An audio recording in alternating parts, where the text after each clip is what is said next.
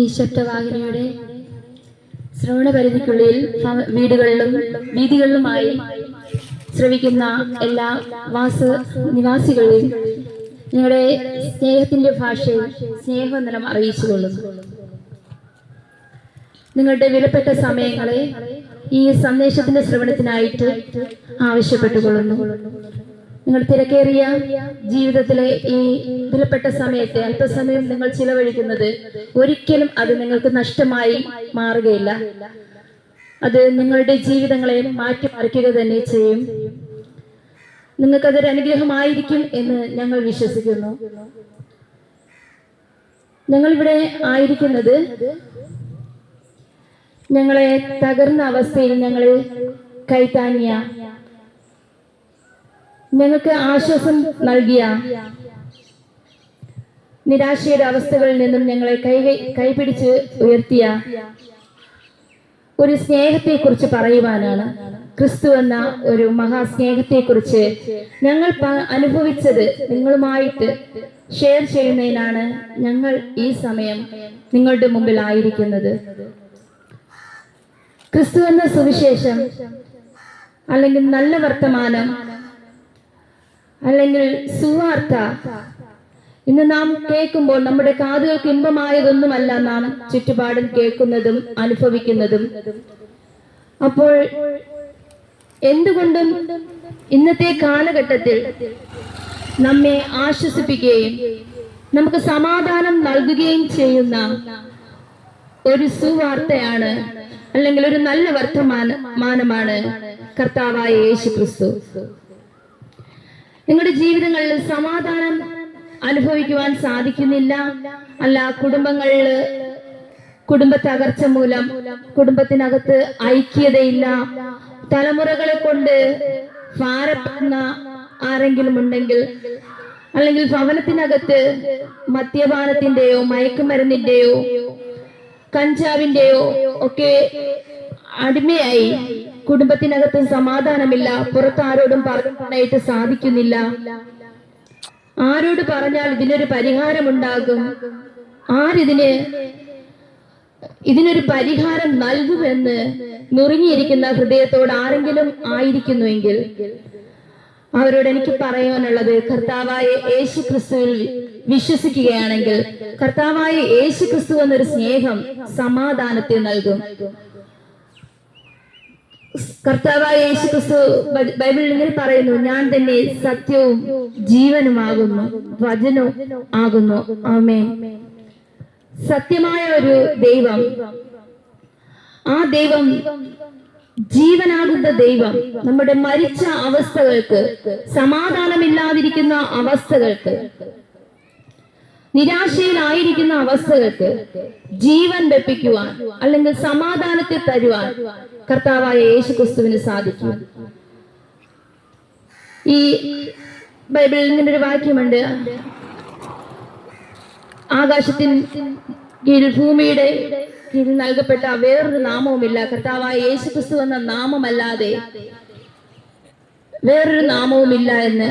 ഈ നാമത്തിൽ വിശ്വസിക്കുന്ന ഏവനും നിത്യജീവൻ പ്രാപിക്കും. നാം കർത്താവായ യേശു ക്രിസ്തുവിൽ വിശ്വസിക്കുകയാണെങ്കിൽ നമ്മുടെ പാപങ്ങളെ ക്ഷമിച്ചു തരികയും ആ പാപങ്ങളെ ക്ഷമിക്കുമ്പോൾ തന്നെ നമ്മെ ആ പാപത്തെ മാറ്റി പാപിയായ നമ്മെ സ്നേഹിച്ച് മാറോട് ചേർത്ത് നമ്മുടെ വിഷയങ്ങൾക്ക് ഒരു പരിഹാരം കർത്താവ് നൽകും.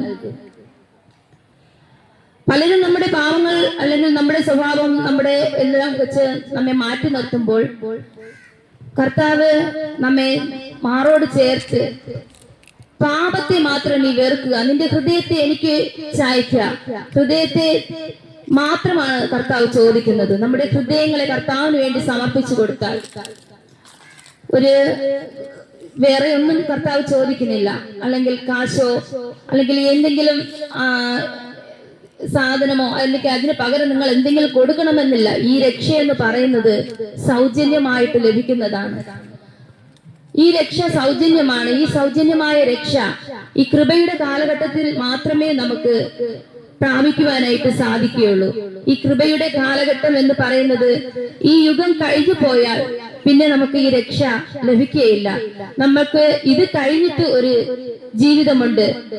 നാം മരിച്ചു പോയാൽ നമ്മുടെ ആത്മാവ് എവിടേക്കാണ് പോകുന്നത്? നമ്മുടെ ആത്മാവ് നിത്യതയിലേക്ക് പോകണമെങ്കിൽ, അല്ലെങ്കിൽ ആ രക്ഷ പ്രാപിക്കണമെങ്കിൽ ഈ ഭൂമിയിലായിരിക്കുമ്പോൾ കർത്താവായ യേശു ക്രിസ്തുവിൽ വിശ്വസിക്കുകയും യേശുവിന്റെ നാമത്തിൽ വിശ്വസിച്ച് സ്നാനമേൽക്കുകയും അവനോടൊപ്പം ചേരുകയും ചെയ്താൽ മാത്രമേ നമുക്ക് നിത്യജീവന് അവകാശിയായിട്ട് തീരുവാനായിട്ട് സാധിക്കുകയുള്ളൂ. ആയതുകൊണ്ട് എൻ്റെ പ്രിയ ദേശവാസികളെ, സഹോദരങ്ങളെ, ഈ രക്ഷയെ ഗണ്യമാക്കാതെ ആരും പോകരുത്. നിങ്ങൾ അറിഞ്ഞതായ ഈ രക്ഷയെ നിങ്ങൾ വിശ്വസിക്കുക മാത്രം ചെയ്യുക. കർത്താവായ രക്ഷിതാവ് നമ്മെ രക്ഷിക്കുന്ന, പാപത്തിൽ നിന്ന് രക്ഷിക്കുന്ന ഒരു രക്ഷിതാവ് ഉണ്ട് എന്ന് നിങ്ങൾ ആ രക്ഷിതാവ് ഉണ്ട് എന്ന് നിങ്ങൾ ഒന്ന് മനസ്സിൽ വിശ്വസിക്കുക മാത്രം ചെയ്താൽ മതി. പിന്നെ നിങ്ങളുടെ ജീവിതത്തെ മാറ്റുന്നത് കർത്താവാണ്. നിങ്ങളുടെ ജീവിതത്തിൽ നിങ്ങൾക്ക് എന്താണ് ആവശ്യമെന്ന് ഉള്ളത് കർത്താവ് അറിഞ്ഞ് നിങ്ങൾക്ക് നൽകും.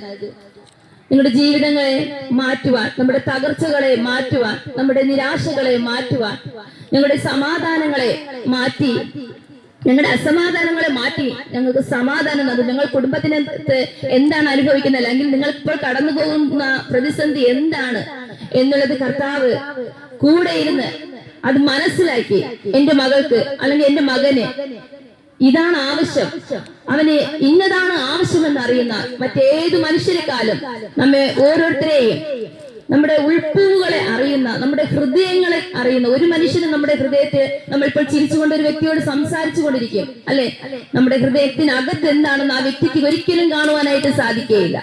നമ്മുടെ ഹൃദയത്തിലെ വേദനകൾ ഒരുപക്ഷെ ഒരു വ്യക്തിയോട് നമ്മൾ പങ്കിട്ടാൽ തന്നെയും ആ വ്യക്തി കുറച്ചു നേരം നമ്മുടെ വേദനകൾ കേൾക്കാം, അല്ലെങ്കിൽ ഒരുപക്ഷെ ഒന്നും മിണ്ടാതെ പോയേക്കാം, ഒരുപക്ഷെ ഒന്നോ രണ്ടോ വാക്ക് ആശ്വസിപ്പിച്ച് പോയേക്കാം.